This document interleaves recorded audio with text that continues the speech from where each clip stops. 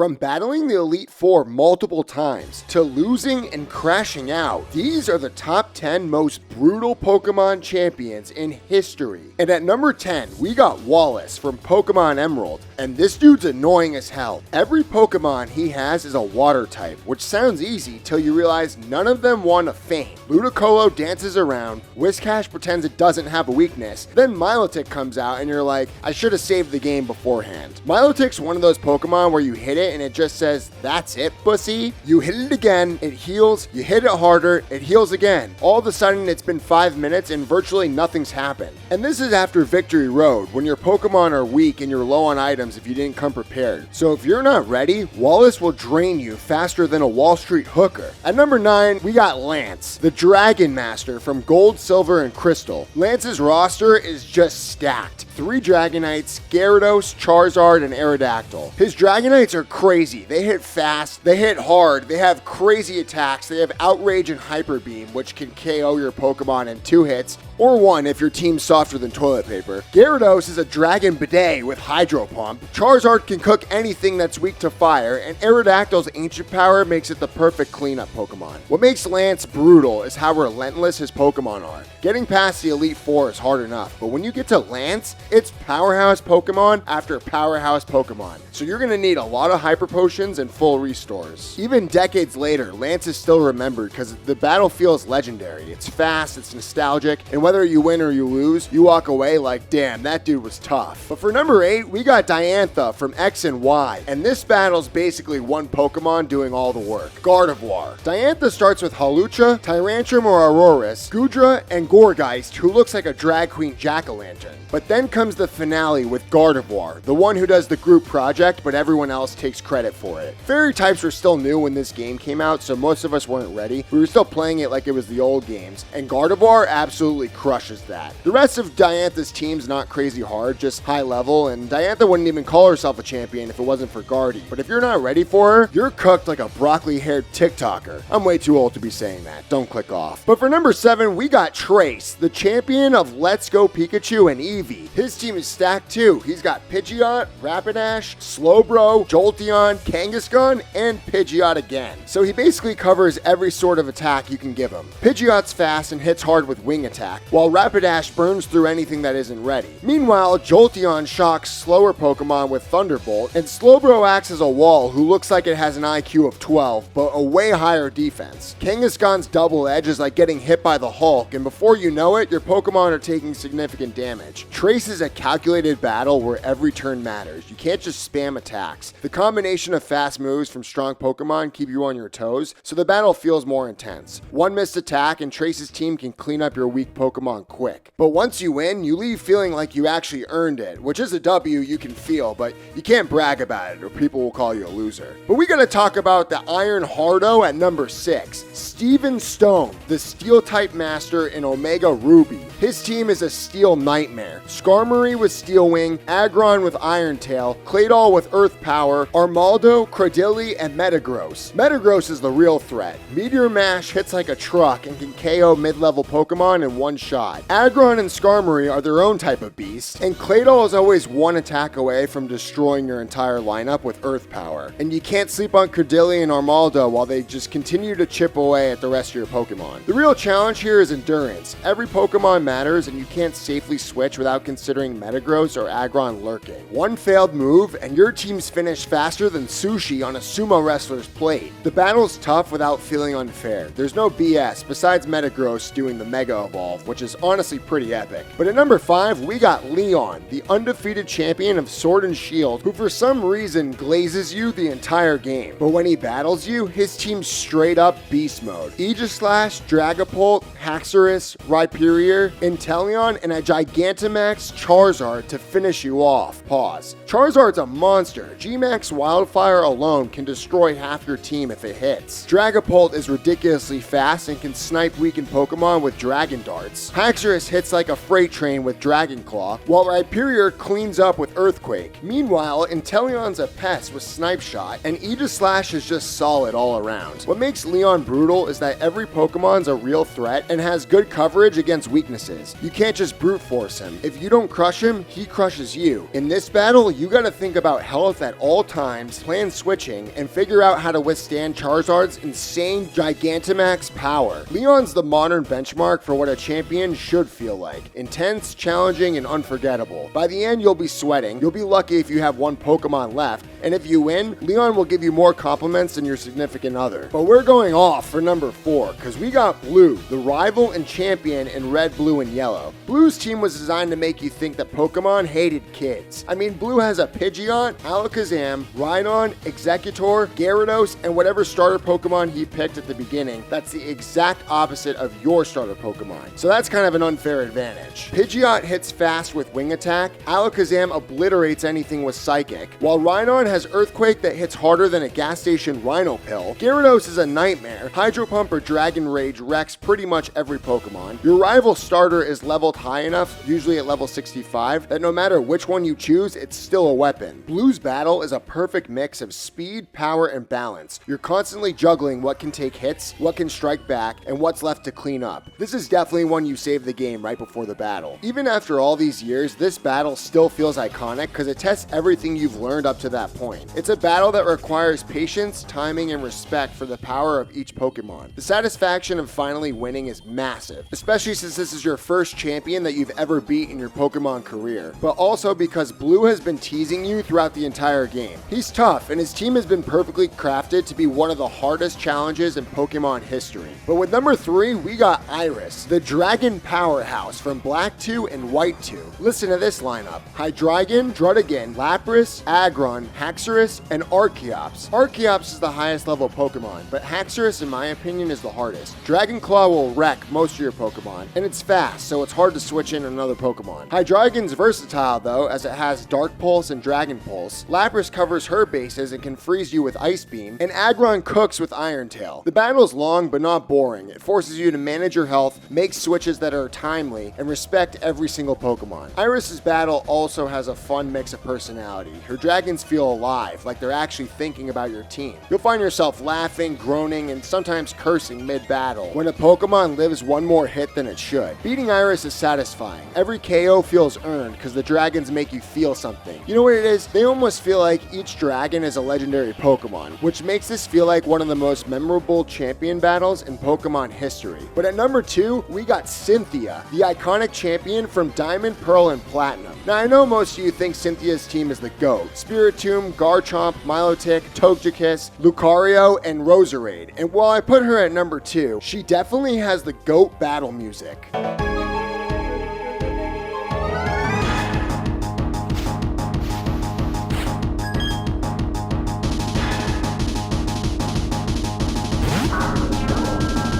But back to her roster. Spiritomb's annoying because it really doesn't have a weakness. Shadow Ball balls out. Milotic is a beast, and Recover keeps it alive way longer than you think is fair. Lucario can KO most Pokemon like Mike Tyson with close combat, while Togekiss cuts you down with Air Slash and can make you flinch. Plus, Roserade can finish you with Sludge Bomb. But Garchomp is the real tough guy here. Fast, powerful, and able to sweep your entire roster with an Earthquake or a Dragon Claw. Cynthia's Pokemon all hit hard, cover each other's weaknesses, and give Feminists even more ammo for their mission. But beating Cynthia is a real moment. You'll remember each Pokemon's impact, from Spiritomb's weird face to Edward Scissorhands' Garchomp. But finally, we got our number 1 GOAT champion, Red, the head honcho in Gold, Silver, and Crystal. Red's team is every Pokemon kid's dream. Level 70 and over, Pikachu, Charizard, Blastoise, Venusaur, Snorlax, and Espeon. Pikachu looks cute as always, but that Thunderbolt will ruin your life. Charizard's Flamethrower dominates pretty much every Pokemon possible, and Blastoise can wipe away your hopes and dreams with Hydro Pump. Venusaur poisons with Sludge Bomb. Snorlax smushes your Pokemon with his bone-crushing obesity attack, Body Slam. Do Pokemon have bones? Comment this vid got me boned up if Pokemon have bones. But also, Espeon is fast as hell and deadly with Psychic. Every Pokemon is perfectly leveled to either challenge you if you didn't level up or obliterate you if you didn't. This battle is iconic because it's not just about who has the strongest Pokemon, it's about surviving everything Red throws at you. But you better hope your Pokemon are strongest, because otherwise this battle is an emotional roller coaster. You'll KO something, lose something, switch, rethink, faint, revive, and repeat until you actually get lucky and win.